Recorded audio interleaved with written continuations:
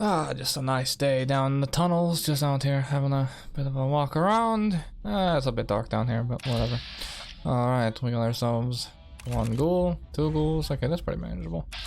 Use my VATS, maybe I can line up a shot. Alright, right about there, I think. Should be good. Yeah. Draw. Damn. Alright, hit it to the right. Okay, that one connected. Not a headshot though, kind of unfortunate. Oh, this is okay. Okay, this is bad. I just gotta kind of peek it and.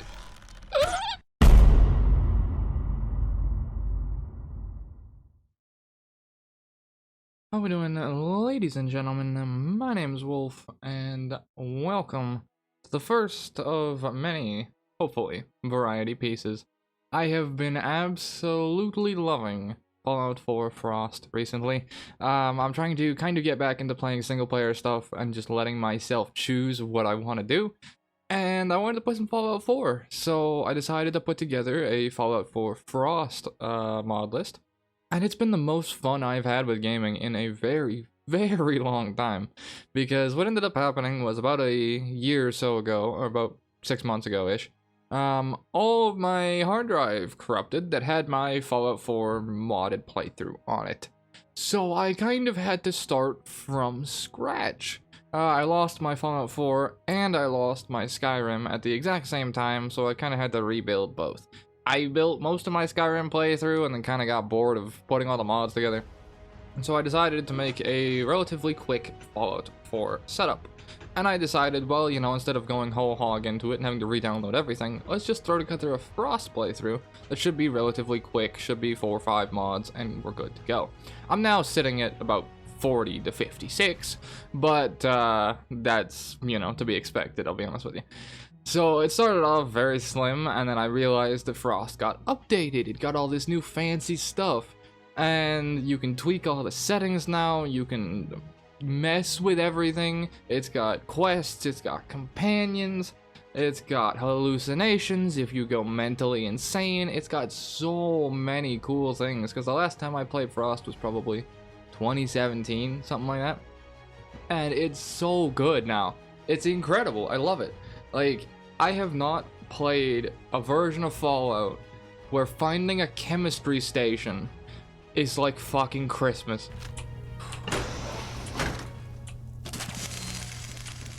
Chemistry station. Oh, chemistry station, it's fucking Christmas.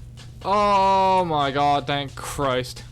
Honestly, just finding a chemistry station so I can craft my modded bow, I can craft some arrows.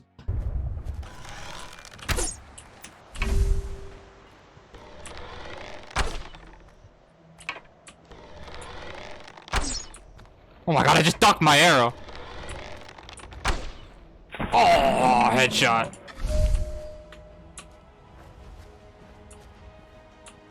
Whoo, right in the skull. Die, you motherfucker. Jesus Christ. It's so good. I love it. It's an actual survival game. And now it actually has a storyline, so you have stuff to do. It's not just survive. As good as just survive is, you've got quests, you've got a plan, you've got so much stuff to do. And I'll be honest with you, the last time I played Frost, I butchered it completely. Because there's a modding guide that you should follow to actually put this thing into perspective and make it work correctly. I didn't do that the first time, so I just kind of had Frost, which is an overhaul in and of itself, and then I had 2 or 3 other overhauls running at the same time. And I did have fun with it, but compared to what I'm playing now, it was completely broken. So you may need to do a relatively fresh load order or turn some stuff off. You can do that. And I've also learned a lot about modding in general. I've learned how to optimize a load order thanks to the Frost guide and what have you. And it's always fun to learn new tools and techniques that'll carry you forward. Due to one of Frost's features, which is the fact there's radiation on the surface and you need a mask or a gas mask, I just about got into doing creation kit stuff yesterday, because I wanted to add the gas mask enchantment that makes it so when you put a gas mask on and go up to the surface, you don't get radiation perpetually.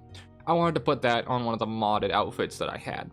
And so I downloaded the creation kit and attempted to do it, and the creation kit crashed on me 5 times in a row, and I eventually gave up. So now I understand what modders go through, and it's absolute hell. But it's that sort of thing of like actually enjoying gaming again makes you want to do those things. It makes you want to do all these types of things. I went into my body slide, I took out some specific parts of an outfit that I didn't like, I then saved it with one of the old tricks that I used, and now I'm using that outfit in game. I've learned how to make actually pretty characters, which I didn't know how to do before, just because I wanted to. Like, it's insane what happens when you just follow the serotonin, I guess, you know? But anyways, moving back to Frost, it's incredible. I love it. It's, yeah, the struggle. It's such a good struggle. And it's weird to sort of explain that, but Fallout 4, general Fallout 4, feels so easy in comparison to Frost. You're carrying 3 or 4 different weapons because you've got ammo for them, and you're using them until they run out of bullets, and then you're dropping them on the floor. These things are unfathomable in real Fallout 4. You pick, you know, your 1 or 2 weapons, right? You use that for the rest of the game. You pick up your modded, you know, RU556, your modded MP5, whatever it is, and you just kit it out, you kit out your character for it, and that's all you use the rest of the playthrough, right? You find some crafting bench, you swap all your ammo that you've ever picked up into MP5 rounds, and you just go ape shit and mow down everything. Yeah, you don't do that here. You are struggling to find 3, 4, 5 bullets. I picked up a lever action rifle, right? And this thing, due to Frost and playing on survival mode, had 165 damage per shot, right? Coupled that with my, with my 50% damage from adrenaline. So it was roughly about 80% damage, or 80 damage per shot.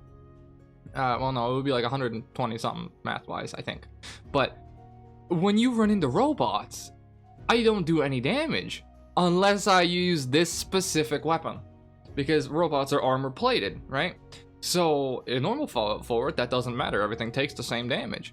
In Frost, you can't kill robots easily unless you hit the right spot. Now, couple this with the fact that if you're not proficient in a weapon, so if you don't have gunslinger or rifleman or commando, you have like a 20 to 25% chance for the bullet to go sideways. And I fucking love it. Because you're in a frantic situation. This thing just popped up in front of you. You are trying to lay into it, and the bullet you thought was gonna connect with them just hit the wall, and now you're down a shot, and you gotta shoot the bastard again. It makes every bullet count. You wanna make sure you're aiming perfectly. You do not wanna miss. And it makes it so good with my bullet time, right? Because now it's like, okay, slow down time, pick the shot, and headshots are so important in Frost. Like, feral ghouls only die to headshots, right? So with my bow that I crafted, turns out the default version of the L-string bow now doesn't come with a scope on it anymore. The previous version that I played with, like 5 or 6 years ago, when you built it, it came with a scope. So now I'm sat here raw hip firing my bow, trying to hit a feral ghoul in the fucking skull with it, with no scope on it because I haven't found a weapon workbench yet. And it is fucking chaos. And I adore it. It's beautiful. Like, just the scramble, the panic, the literal fear. If, like, 2 feral ghouls drop on me, I'm actually, like, panicking. Because 2 or 3 hits from these guys, I'm dead. Right? A shootout is so different. It's so good. Like, I have a clip that's a literal shootout in the Mass Pike Tunnel, right? And I had to replay some of these things like a couple of times because you die, right? That's the only downside, is like, because you die very quickly, which is an upside in a way, right? You take 1 or 2 bullets, you're dead, right? But it creates this sort of moment that when everything comes together, and if you actually have practice and you do it in one go without dying, you feel like the biggest badass possible. It's like one of those cowboy movies, right? I got this lever action, I got 5 bullets and bullet time, right? It's like I'm playing Red Dead. I swing this corner, pop bullet time, nail one dude in the head, nail the next guy, end my bullet time, step up to get a line, hit bullet time, shoot the next guy. And if I fuck this up and I take a single bullet, I'm dead. I'm reloading, right? It's so good. It's so intense. Oh, it's incredible. Like, compared to normal Fallout 4, and don't get me wrong, normal Fallout 4 has its own, like, uniqueness to it. Normal Fallout 4 is about the power trip, right? It's about the, you know, I'll take out the entire area with my sniper rifle, I'll mark all the targets, drop them all, get in close, switch to my SMG, take them out in bullet time, or switch to my AR, take them out at mid-range, go inside the building, switch to my SMG, bullet time, kill all of them point blank. It's a power trip, right? And it's a good power trip. Default Fallout 4 is a very, very good power trip. Now, you can mod it into difficult as well, but because you get so much more experience from quests and whatnot, you have so many more tools available to you. You don't get that luxury in Frost. You don't have, you know, save Preston to get to level 2. You don't have, you know, this whole bunch of building sort of shit. I mean, yes, I guess you can go back to Sanctuary and you could build 400 shelves if you wanted to, and you could get yourself to level 15 and then get all your perks from there. But if you're actually surviving, you're actually struggling through it, you don't have the baseline perks. So multiple times I would stumble across a workbench, or like a weapons workbench. I don't have gun nut yet. I'm level 3. I can't do anything. I can barely put a scope on my weapon. I can't upgrade my receivers. I can't do anything. And even more so, I had this happen twice. You upgrade a gun, you put a scope on it, you run out of bullets for it, and you drop it. You know how hard that was for me to, like, rationalize as an okay thing to do? Because it's like, no, I fully upgrade this gun. This is just my gun now, right? I hold it until the end of the fucking game, or until I get something that upgrades it. Nope. I ran out of 44 Magnum bullets. I put a scope on that 44 Magnum. I dropped like 5-6 people with it. Dropped it on the fucking pavement because I ran out of bullets. Haven't seen it again. Haven't seen a 44 round in my last 8 hours. It doesn't happen in normal Fallout 4. It's an actual survival game. It's so good. And I mean, I've got a bit of an overwhelm. Once you start to figure it out a little bit, then it gets a little bit easier. Like, I got a lot of bandages hanging around right now because I've realized how to craft them and that sort of stuff. But the thing you don't realize to start is how valuable wood is as a resource. And it's so weird because they switch up everything, right? You're so used to going and collecting your desk fans 24/7. But thing is, your limbs don't auto regenerate, right? An adamantium skeleton requires a very specific build to get. You need like 8 endurance or something, which is very odd to do, right? Trying to go for like a relatively standardized build. Also, that's the other thing, is you go in with a specific build having no idea what the fuck you're doing and what everything requires to make. I think I made a relatively decent one. I'll do more on that a little bit later, when I actually do a build guide and everything, because I'm gonna do that too. But it's so good. I love it. You need, you're so used to picking up desk fans for your screws and your weapon mods and all this shit, but desk fans weigh 3 pounds a piece. You got 80 pounds. I had 8 strength, right? Because I wanted to get strong back on my starting character. I had 80 pounds of carry weight to start. And I fixed that a little bit by using one of my modded outfits to give me like extra carry weight, which I guess is a little bit cheating. And then a backpack from, I think it was the built-in game one.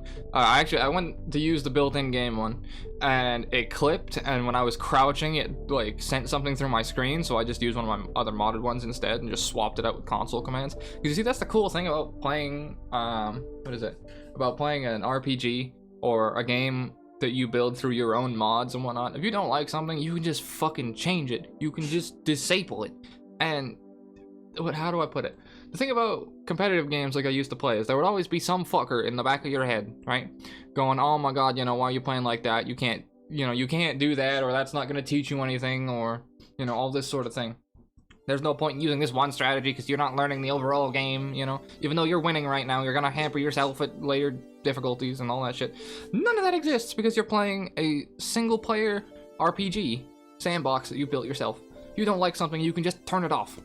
If there's a problem, right, you don't have to sit there and use the bugged backpack or what have you. You just console command and switch it, and you just drop it. and you basically just traded it for the other one. You still have already acquired the thing, because that's the way I like to do things with console commands. I hate just cheating everything in. It feels really bad to me. I don't know why. It's probably one of my 19 mental illnesses. But cheating, console commanding stuff in feels so bad to me unless I make like an adequate trade for it. Like, there's certain things that I can't craft because of the way my mods are set up, so I will sacrifice something in return for console commanding it to myself.